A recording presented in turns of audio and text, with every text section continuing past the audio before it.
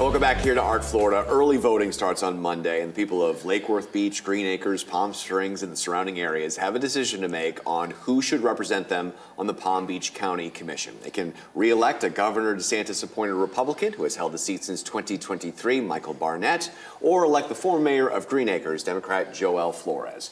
Now, we spoke with Mr. Barnett yesterday here on Art, Florida. We are speaking to Mr. Flores today. Joel, thank you so much for joining us. Matt, it's a pleasure to be here. Thank you for hosting me. All right, I spoke about how Mr. Barnett's been on the job for a couple of years, but certainly you've been representing the people of Greenacres. So how do you feel like your experience here stacks up against his?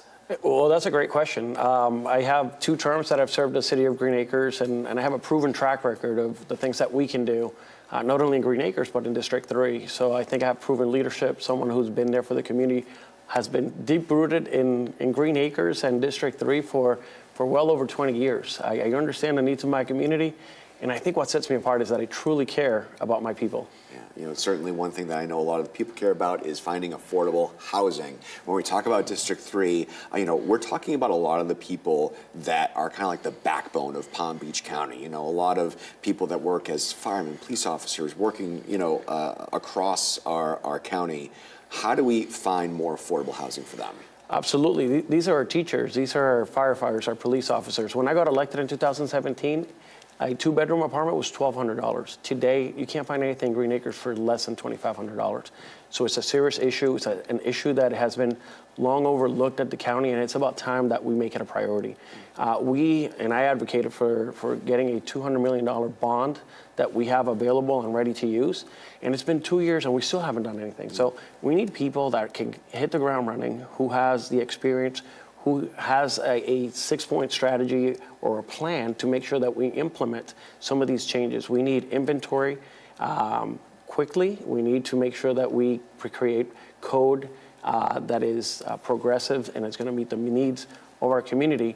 And then we have to work with Tallahassee to make sure that the insurance costs, which is hurting everybody, we're able to lower that. So we need to work across the aisle. We need to work with our state legislators to make sure that that's another area that we also need to focus on. So inventory, making sure that we have more and that we're able to keep our workforce here, because a lot of what I'm hearing right now is that our workforce are fleeing to other parts of the country or other parts of the state because they can't afford to stay here, and we're losing quality people. Certainly everyone across the county needs these people. And I know another big issue certainly is assessments on condos. It's really, becoming a real strain on the people that live in these buildings. What can be done to help these people? So that's a serious issue that we have to work once again with legislators, because this is a state mandate. But a lot of these people are on fixed income. So they're trying to figure out what they're going to do by January 1st.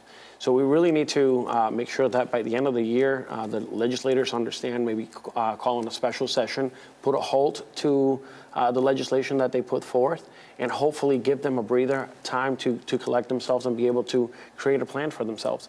But I think at local level, we need to start looking for resources for these people to be able to find a way to keep their homes, because we don't want these people out on the streets. And as much as it's getting harder for people to find affordable housing, still seems like more and more people are coming to Palm Beach County. It's getting harder and harder to get just around town. Anyone who has a commute down Lake Worth Road knows it's not the most enjoyable time out there.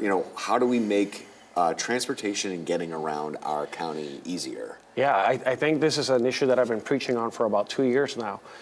A ride that used to take me about 20, 25 minutes to get into downtown, it's taking me about 45 to 50 minutes, and that's without any accidents.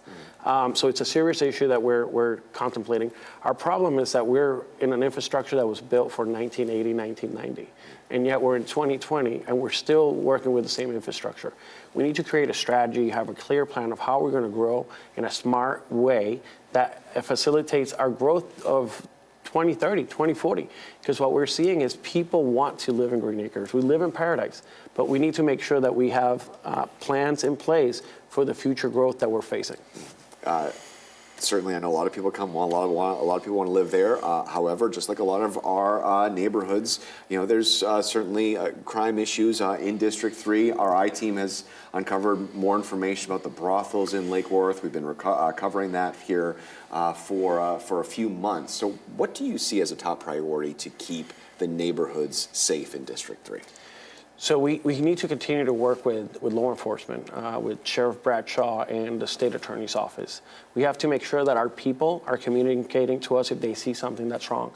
But I've done that in Greenacres. We took what seemed to be a middle of the average city, and we turned it into a very safe community.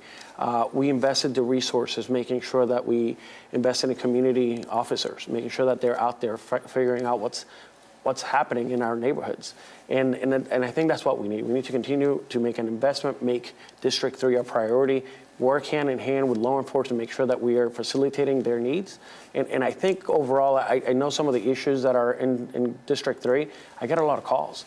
And I'm constantly talking to our captain in Greenacres, making sure that he's doing what we need to do to facilitate that. But you need somebody that has a pulse in their community. And I feel like I've done that for the last 10 years. Your competitor, Mr. Barnett, has the backing of former President Trump very publicly. The former president has come out to speak for him, and also obviously he was appointed by Governor DeSantis. What role do you think that all plays in this election? I don't really know that it plays a major role. While my opponent is focused on national politics, I'm focused on my people, making sure that they have affordable housing, that we bring the cost of living down. So I'm working more at the local level. I care about my community. I'm out working. I'm still coaching basketball, and this is what I love to do. But I feel the pain of my people. If Trump endorsed them, that's great. I don't know what kind of how much traction that's really going to gain in this district, where our people are worried about paying their rent, making sure they have food for their groceries, and I think that's what we really need to focus on. It's not about national politics; it's about what's happening here in our county. Once again, of course, early voting starts on Monday. Mr. Joel Flores, thank you so much for your time. My pleasure. Thank you.